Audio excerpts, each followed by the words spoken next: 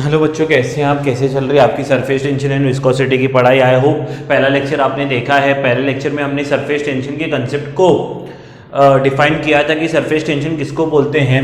देखिए, surface tension जो है, मैंने आपको बताया था कि अगर मैं लिखूं सरफेस टेंशन तो क्या करते हैं। अगर मान लीजिए ये एक सरफेस है, एक इमेजिनरी लाइन पकड़ते हैं, क्योंकि ये इमेजिनरी लाइन है, ये क्या होगी?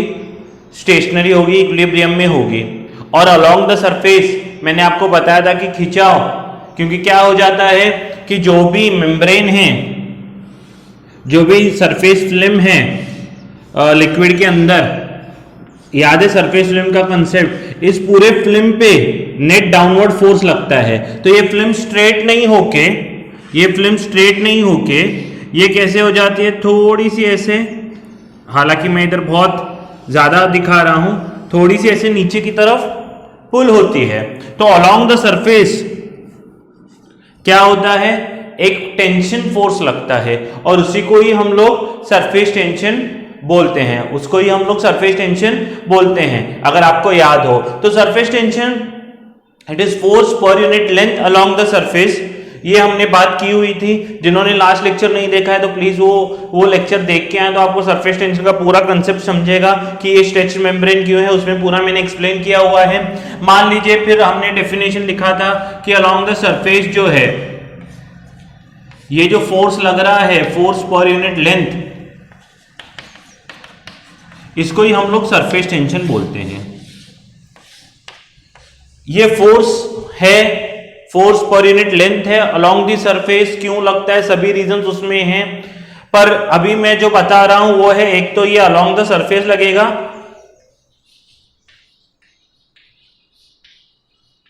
And perpendicular to the line. जो ये इमेजिनरी लाइन पकड़ी हुई है उसको परपेंडिकुलर लगता है। अच्छा, मान लीजिए कि अगर ये एक सरफेस है, मैं क्या करूंगा?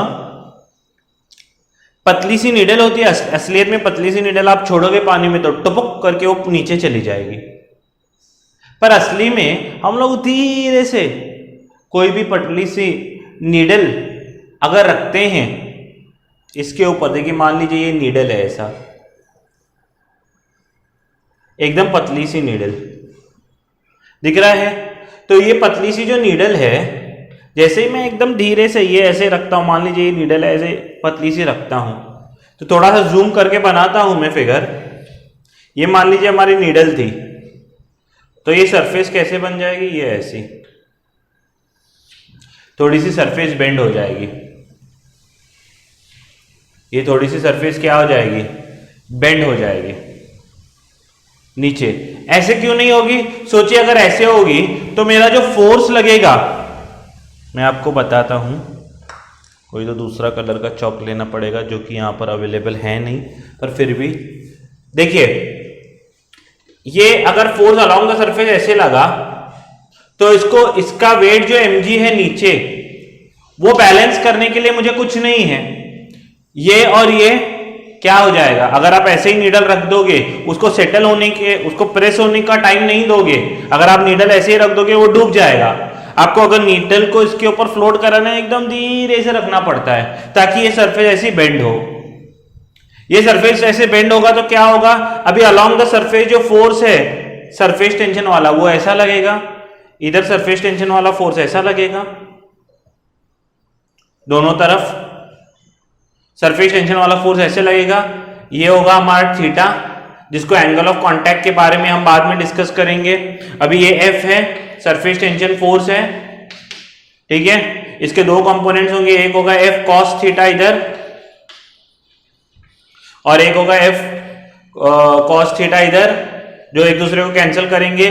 पर दोनों के जो साइन कंपोनेंट है 2f साइन थीटा, इसका f साइन थीटा, इसका f साइन थीटा, वो किसको बैलेंस करेंगे? mg। तो इस तरह से बैलेंसिंग द नीडल होता है। ऐसे कई बार सम आता है बैलेंसिंग द नीडल का, तो आपको इसलिए कंसेप्ट पता होना चाहिए कि जब भी बैलेंसिंग द नीडल होता है तो ये जो एंगल ऑफ कांटेक्ट है 2f sine theta equal to mg होता है। अच्छा, f क्या है? Surface tension force. तो ये क्या हो जाएगा? सरफेस टेंशन फोर्स ये होगा 2t इंटू एल, एफ है ना ये, तो ये ऊपर जाएगा, तो t into L sine theta equal to mg। इस तरह से बैलेंसिंग द नीडल का कंसेप्ट होता है। आपको पता होना चाहिए। पूछ इसमें कुछ भी सकता है, सरफेस टेंशन पूछ सकता है, एंगल ऑफ कांटेक्ट पूछ सकता है आपको, यानी 3 अननोन्स हैं, 1 2 3 4 अननोन्स हैं, मास पता नहीं है, थीटा एल बाकी सब दे के आपको पूछ सकता है। तो ये इतना इंपॉर्टेंट नहीं है, पर आपको पता होना चाहिए। इसलिए जो भी नीडल है इसको बेंड होने का टाइम देना पड़ता है। अगर आप इसके ऊपर ऐसे ही नीडल रखोगे तो अगर ये बेंड नहीं होगा तो सिर्फ हॉरिजॉन्टल कंपोनेंट्स बनेंगे, और सिर्फ हॉरिजॉन्टल कंपोनेंट्स बना तो नीडल पूरा डूब जाएगा। इसलिए उसको एकदम धीरे से, एकदम प्यार से रखते हैं। अगर प्यार से रखोगे तो वो एकदम ऐसे कर्वेचर बनेगा, और कर्वेचर बनेगा तो हमारा काम बन जाएगा। तो ये है सरफेस टेंशन। ये क्या है? Surface tension, balancing of the noodles बोल रहा हूं मैं, needle by surface tension. Got my point? तो ये आप लिख लीजिए, तो फिर मैं आगे के पॉइंट बताता हूं आपको। यहां पर ध्यान दीजिए, ये है, मान लीजिए सिंपल एक चीज मैं आपको बताऊं। अभी हम लोग जो डिफाइन कर रहे हैं सरफेस टेंशन को, इन टर्म्स ऑफ एनर्जी डिफाइन कर रहे हैं। पहला हमने सरफेस टेंशन को डिफाइन किया in terms of force per unit length होता है सरफेस टेंशन, इजंट इट? अभी with respect to energy describe करेंगे। मान लीजिए कल मैंने आपको एक बताया था, एक हम लोग फ्रेम लेते हैं,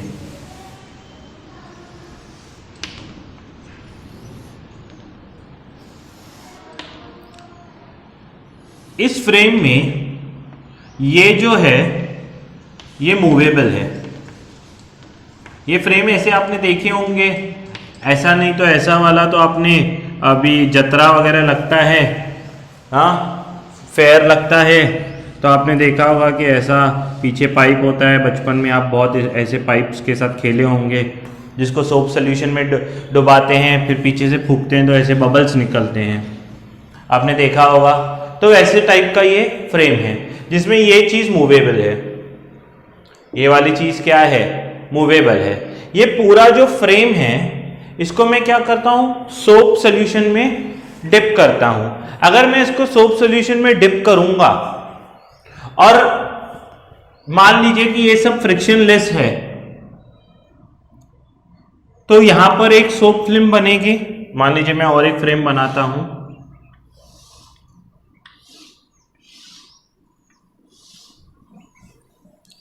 यहां पर एक सोप का फिल्म बनेगा, और ये सोप का फिल्म, ये तो सब फिक्स है पर ये मूवेबल है, और यहां इसके एंड्स भी क्या है? इसके एंड्स भी क्या है? मूवेबल है, फ्रिक्शनलेस है। तो ये क्या करेगा? इसको अंदर की तरफ एक फोर्स लगाएगा, सरफेस टेंशन वाला। इसको अंदर की तरफ क्या लगाएगा? एक फोर्स लगाएगा, सरफेस टेंशन वाला। समझ में आ रहा है? अच्छा, ये फिल्म है, कभी भी फिल्म आए इसका मतलब क्या है? बबल और ड्रॉप में फर्क है। ड्रॉप में क्या होता है?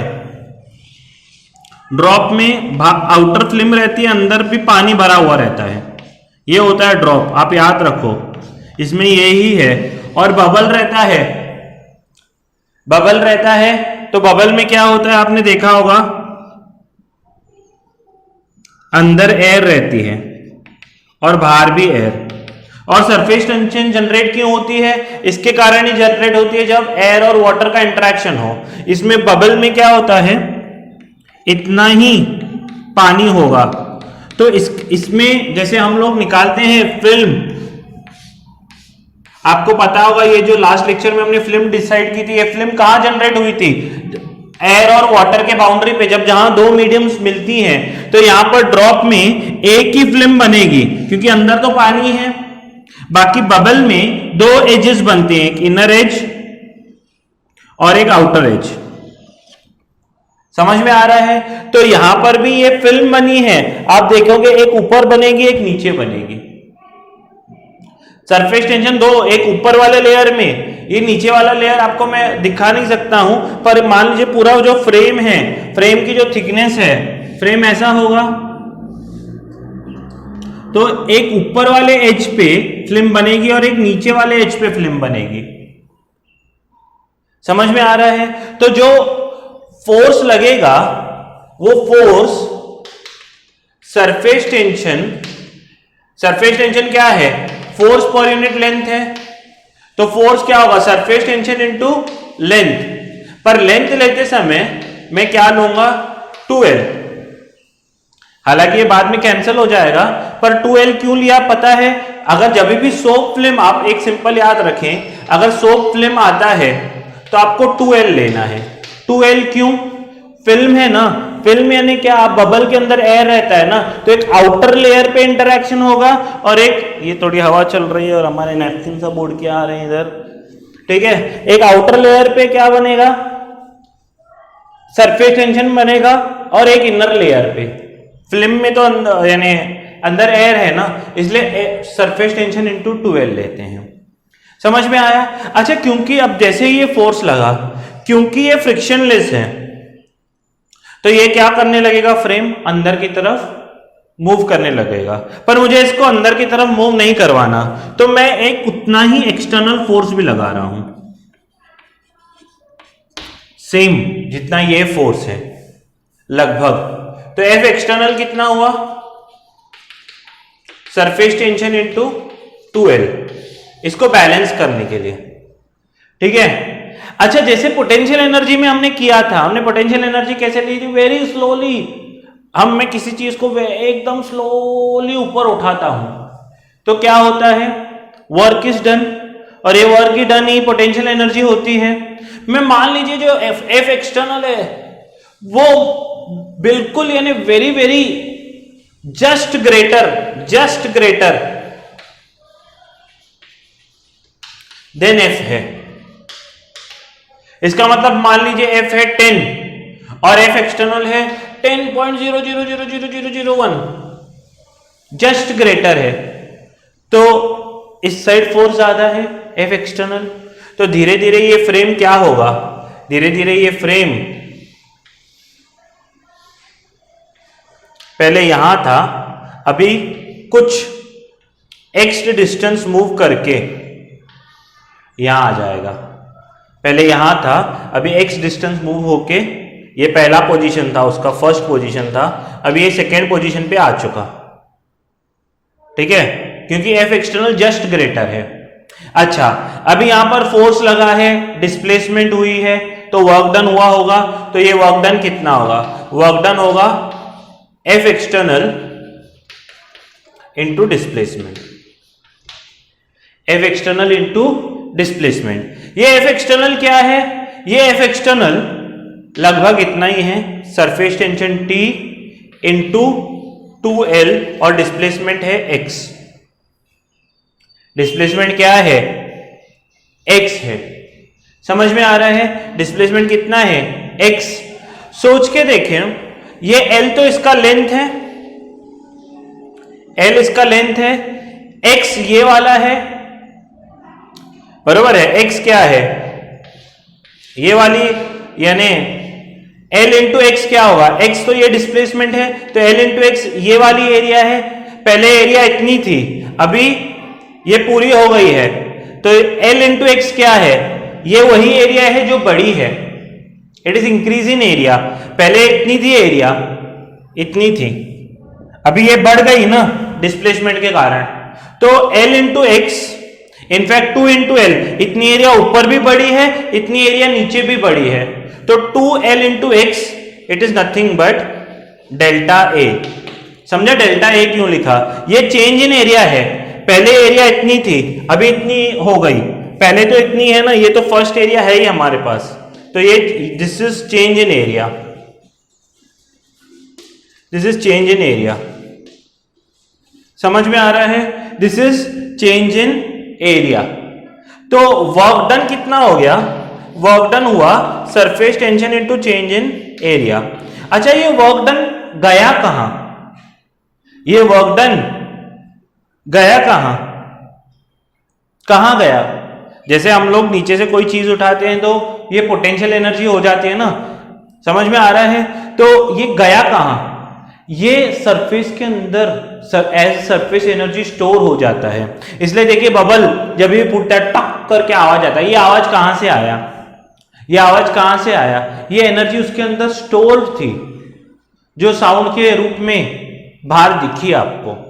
समझ में आ रहा है? तो what ever this work is done, it is stored in the form of surface energy, and this surface energy is nothing but T, यानी क्या? Surface tension into change in area.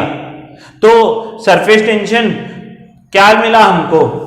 अगर आप यहां से देखो, मुझे मिला है, आपको लिखना होगा, तो surface energy it is T into change in area. तो सरफेस टेंशन होगा क्या? Surface energy per unit area. तो सरफेस टेंशन का दूसरा डेफिनेशन है surface energy per unit area. एक तो था फोर्स पर यूनिट लेंथ, दूसरा एनर्जी पर यूनिट एरिया। ये भी इसका फॉर्मूला है, एनर्जी पर यूनिट एरिया, और एक इसका यूनिट है जूल पर मीटर स्क्वायर। पर यहां पर एरिया लेते समय आपको एक बात याद रखना है कि चेंज इन एरिया आपको लेना होगा। तो बहुत ही इंपॉर्टेंट कंसेप्ट है कि ये जो भी वर्क डन है वो कहां जाता है? It is stored in the form of surface area. Surface के एरिया में जो है वो बाइंडेड होता है एनर्जी। इसलिए कभी भी आप बबल फोड़ते हो तो एक छोटा सा टक करके आवाज आता है, ये कहां से आया? एनर्जी कहां से आई? Sound energy. ये साउंड एनर्जी वही है जो बबल बनते समय उसके अंदर स्टोर हो चुकी थी। समझ में आया?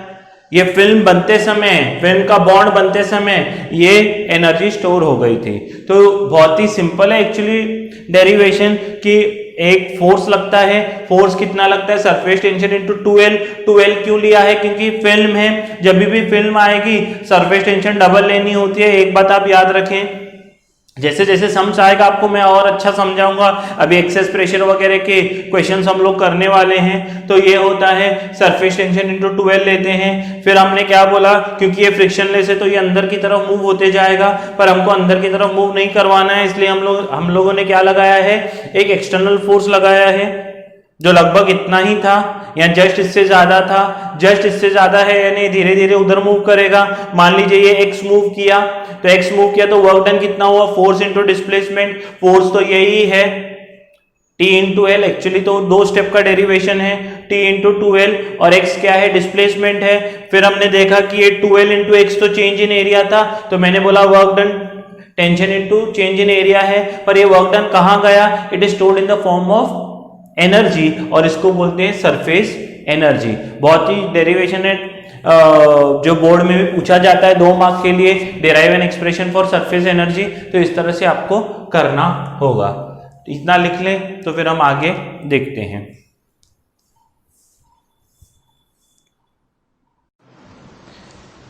यहां ध्यान दीजिए, यहां आपके लिए मैंने एक सम लिखा हुआ है, calculate work done in blowing a soap bubble to a radius of 1 centimetre. देखिए इनिशियल रेडियस कितना था? अभी तो सोप बबल बन रहा है। इसका मतलब क्या है कि इनिशियल रेडियस तो 0 था। इनिशियल रेडियस कितना था? 0।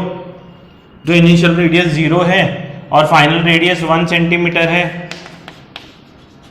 तो इनिशियल रेडियस 0, फाइनल। अभी हमको वर्क डन, हमने देखा वर्क डन क्या है? सरफेस एनर्जी, और सरफेस एनर्जी क्या है? Surface tension into change in area. तो यहाँ पर पहले तो रेडियस मान लो, ये रेडियस फाइनल है, रेडियस इनिशियल 0 था, तो क्या हो जाएगा? चेंज इन एरिया मेरे को निकालना होगा, तो वो होगा final area minus initial area. तो फाइनल इनिशियल एरिया तो यहाँ 0 है, 4π1 का स्क्वायर, 4π1 का स्क्वायर। तो 4π1 का स्क्वायर तो 1 होगा, सेंटीमीटर स्क्वायर है। अगर मीटर में कन्वर्ट करना होगा तो मीटर में कन्वर्ट कैसे करते हैं? 4 into pi into 10⁻⁻⁴ metre square हो जाएगा। ये चेंज इन एरिया है। पर फिर से देखिए बबल होता है, तो बबल में क्या होते हैं?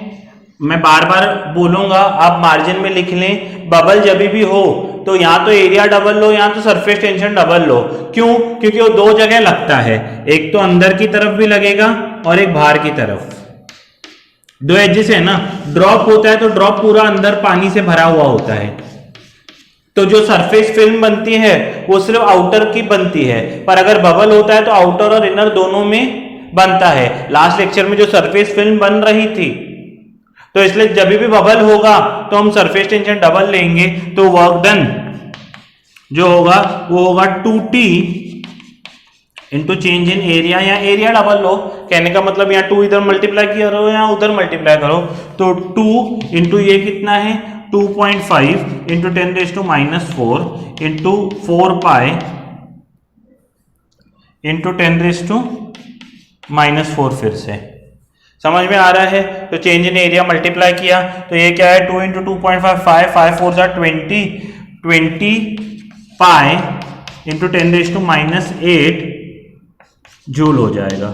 आप पाई की वैल्यू भी यहां पुट कर सकते हो 3.14 इंटू 20 यानी 62.8 इंटू 10⁻⁸ जूल हो जाएगा। और एक इसी कंसेप्ट में सम आता है, मैं सम भी कराऊंगा, पहले कंसेप्ट समझे। ब्रेकिंग ऑफ अ ड्रॉप, मान लीजिए बोला जाए कि आपके पास एक बड़ा ड्रॉप है जिसका रेडियस r है, जिसका रेडियस क्या है r है, वो n छोटे ड्रॉप्स में डिवाइड हो गया, या वाइजे वर्सा भी हो सकता है। n ड्रॉप्स को कोएलीज करके एक बड़ा ड्रॉप बनाया गया, एक बड़े ड्रॉप को तोड़ के छोटे ड्रॉप्स बनाए गए। तो बड़े ड्रॉप को तोड़ेंगे तो कुछ तो वर्क डन करना पड़ेगा, खुद ही तो टूटेगा नहीं, इसलिए क्या होता है n अगर छोटे ड्रॉप्स में अगर हम उसको तोड़ते हैं तो कैसे तोड़ेंगे, देखिए दोनों का क्या होगा, दोनों का वॉल्यूम तो सेम होगा।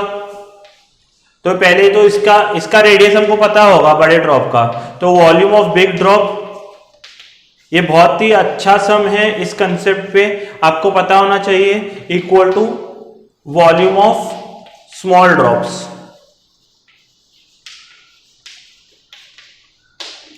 ठीक है, तो वॉल्यूम ऑफ बिग ड्रॉप क्या है 4/3 pi r capital cube equal to n into 4/3 pi r small cube. तो 4/3 पाई तो कैंसिल हो जाएगा, r cube equal to n time small r cube हो जाएगा। समझ में आ रहा है। तो इससे अगर मैं स्क्वायर रूट निकालूं क्यूब रूट, तो r equal to cube root of n, cube root of n कैसे लिखते हैं 1/3 स्मॉल r, ये रिलेशन मिलेगा। समझ में आ रहा है, समझा। तो जो वर्क डन होगा, वर्क डन वो क्या होता है सरफेस टेंशन, अगर मैंने ड्रॉप बोला है तो T ही लेना है, बबल बोला है तो 2T, तो surface tension into change in area. अभी आप मुझे बताइए फाइनल एरिया बड़ी होगी कि इनिशियल एरिया बड़ी होगी? डेफिनेटली छोटे बबल्स हैं। देखिए यहां पर तो छोटे बबल्स मान लीजिए ऐसे थे पड़े, तो अंदर वाली एरिया तो कांटेक्ट में आ रही नहीं थी एयर के, इजंट इट? ये टूट के ऐसे खुल गए तो ये वाली एरिया भी बाहर आ गई, यानी सरफेस एरिया बढ़ रही है। सरफेस एरिया क्या हो रहा है, बढ़ रही है। तो वर्क डन क्या होगा T into change in area क्या होगा A final minus A initial. समझ में आ रहा है। A फाइनल क्या है, इन वाले ड्रॉप्स की एरिया, इन वाले एक ड्रॉप की एरिया क्या है, A फाइनल कैसे लूंगा, एक ड्रॉप की area 4 pi are square, surface area sphere की, और ऐसे n ड्रॉप्स हैं। ठीक है, तो कैसे लिखूंगा n into 4 pi are square, और इनिशियल एरिया क्या होगी इस बड़े वाले ड्रॉप की एरिया, यानी 4 पाई कैपिटल आर स्क्वायर। समझ में आ रहा है। तो 4 पाई अगर मैं कॉमन निकालता हूं तो 4 पाई कैपिटल T, अंदर बचेगा n इंटू हमको क्या निकालना है, R की वैल्यू क्या है, capital R upon 1/3, capital R upon 1/3 का whole square minus R square. समझ में आ रहा है। तो क्या हो जाएगा, आर स्क्वायर कॉमन निकालेंगे तो 4 पाई आर स्क्वायर T, ये अंदर बचता है n रेज टू अगर हमको ये 2/3 होगा, इसका पावर 1 है, इसका पावर क्या होगा, थोड़ा मैथमेटिक्स लगाना है, 2/3, 1 माइनस 2/3 यानी इतना मैथमेटिक्स तो आपको आता होगा, -1। ये वर्क डन होता है। कई बार ऐसे पूरा डायरेक्ट एक्सप्रेशन ही पूछा जाता है, नहीं तो हम सम के फॉर्म में भी अभी करने वाले हैं। इतना वर्क डन करना पड़ेगा। या उल्टा आया, ये तोड़ने के लिए वर्क डन होता है। बोला जाता है कि अगर जुड़ रहे हैं n ड्रॉप्स और एक बड़ा ड्रॉप बन रहा है तो कितनी एनर्जी रिलीज होगी, इतनी जितना तोड़ने के लिए लगेगी तब जोड़ने के लिए उतनी रिलीज होगी। आप इतना लिखो तो फिर मैं आपको सम के रूप में भी ऐसा करके दिखाता हूं। देखिए उसी कंसेप्ट पे मैं सम कर रहा हूं। वो सम क्या है, बिग ड्रॉप ऑफ रेडियस, मान लीजिए कितना रेडियस लेने, 2 centimetre, is broken down to 27 small droplets. एक बड़ा ड्रॉप था 2 सेंटीमीटर का, 27 छोटे ड्रॉपलेट्स में डिवाइड हो गया। Find work done if surface tension is, मान लीजिए 0.05 डाइन पर सेंटीमीटर। ये सरफेस टेंशन दिया गया है, हमको वर्क डन फाइंड करना है। ठीक है, कैसे फाइंड करेंगे? पहला स्टेप उधर क्या था, वॉल्यूम ऑफ बिग ड्रॉप, अभी वैसे ही कर रहे हैं, equal to volume of small droplets.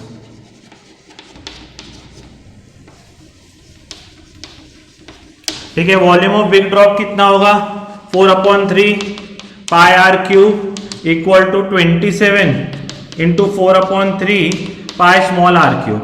तो 4/3 पाई तो कैंसिल हो जाएगा। अगर क्यूब रूट निकालेंगे तो capital R equal to 3 times small R होगा। समझ में आ रहा है? तो अगर आप ध्यान से देखें तो आपके पास कैपिटल आर है 2 equal to 3 times small R, तो स्मॉल आर कितना होगा, 2/3 हो जाएगा। इसे स्मॉल आर मिल जाएगा। उसके बाद आपको क्या निकालना है, वर्क डन निकालना है। वर्क डन कैसे निकालेंगे, वर्क डन कैसे निकालेंगे, final energy minus initial energy. Final energy minus initial energy निकालो, जैसे अभी निकाला था हमने। फाइनल एनर्जी कितना है, final energy surface tension into final area minus surface tension into initial area, वही कर रहे थे। तो सरफेस टेंशन तो T तो बाहर आ गया, फाइनल एरिया कितना होगा, n ड्रॉप्स हैं और एक ड्रॉप का कितना होगा, 4/3 pi are square minus initial area कितना, सॉरी एरिया है ना, तो 4 pi are square, 4 pi capital r square हो जाएगा। समझ में आ रहा है? तो सरफेस टेंशन तो 0.05 दिया है, n यानी 27 ड्रॉपलेट्स हैं, 4 पाई को भी हम बाहर निकाल रहे हैं। स्मॉल आर कितना है, 2/3 का स्क्वायर माइनस कैपिटल आर 2 का स्क्वायर और 4 पाई मैंने बाहर निकाला। ठीक है, तो 0.05 इंटू 4 यानी 2 पाई आएगा। समझ में आ रहा है? और अंदर आएगा 27 इंटू 4/9 माइनस 4, तो 9 1 जा 9, 3 जा, तो 12 माइनस 4 यानी 8 2 जा 16 पाई डाइन है, यानी अर्ज में आंसर आपका आएगा। समझ में आया? तो ये सिंपल सा सम है। आप ऐसे करो, change in surface tension into change in area करो, एक ही बात है। ऐसे ही क्या हो जाता है कि यहाँ पर हमने ब्रेक किया है, अगर कोएलीज होंगे, कोएलीज का मतलब क्या है, CO यानी ज्वाइन होना, को का मतलब क्या है, सब साथ में आना। तो जब साथ में आते हैं तो एनर्जी रिलीज होती है और ब्रेक डाउन करते हैं तो एनर्जी लगानी पड़ती है तोड़ने के लिए, और दोनों एनर्जीज ऐसे ही निकालेंगे। तो ये आपके पास सम है, बहुत ही इंपॉर्टेंट सम है, तीनों आपको आने चाहिए। और वर्क डन कैसे निकालते हैं, surface tension into change in area. ये कंसेप्ट आज हमने सीखा है। फिर आने वाले जो कंसेप्ट है वो थोड़ा सा बड़ा है, इसलिए आज मैं नहीं ले रहा हूँ, फिर वो नेक्स्ट टाइम लेंगे एक्सेस प्रेशर वगैरह का। तब तक पढ़ते रहिए, अपना ख्याल रखिए, अपने पेरेंट्स का ख्याल रखिए। जय हिंद।